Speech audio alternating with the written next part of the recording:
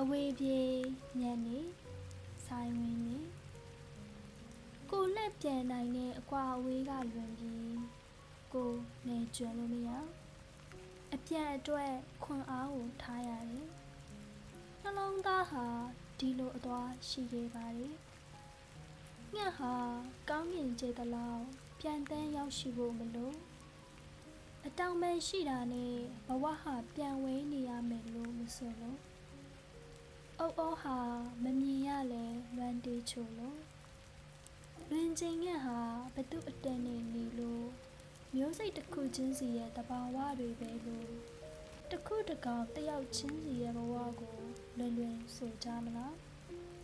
ရေစီးတဲ့ငါဟာခုခတ်သွားကိုဟာညစ်ငယ်သူလားစီစဉ်မြင့်ရမှာအရာရာမျောပါကိုဟာအတွေ့တဲ့ခုခက်ရက်တန့်နေတဲ့ကန်းဆက်လေးဖြစ်မှာပေါ့အဝေးပြေးကာလံဘေးတစ်ဖက်စီက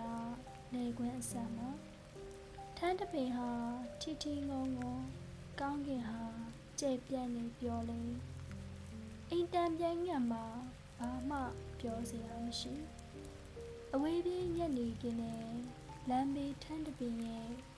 ထင်သာမြင်သာရှိမှုကိုဘဝဟုထင်ရောက်မြင်မှမည်အထီးကျန်လှကြည့်ရဲ့လို့ကိုတွေးမိသေးတယ်